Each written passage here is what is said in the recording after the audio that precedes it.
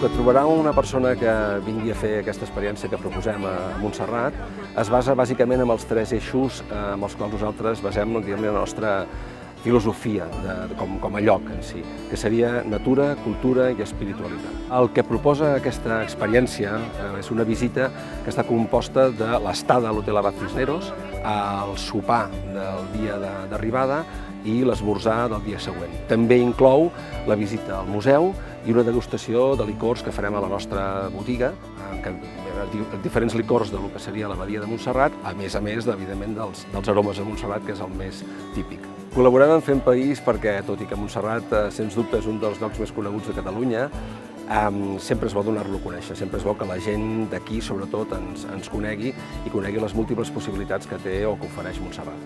El que ens ha sorprès és Montserrat vista des de dins, perquè Montserrat la coneixem de moltes coses, no? Però no l'havíem vist. També el tema dels audiovisuals ens ha sorprès molt, perquè està molt bé també veure aquest audiovisual, per exemple, dels monjos, no?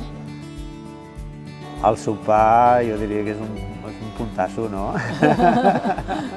Es veu una cuina molt ben elaborada i amb productes d'aquí. I amb productes d'aquí, hem fet un tastet i això està molt bé. El que m'ha emocionat molt és trobar un museu d'art, no? Aquí dalt, que no m'ho hagués pensat, no? De dir, hi ha un museu amb obres d'art que no m'ho hagués pensat i ha sigut com, hosti, que xulo, no?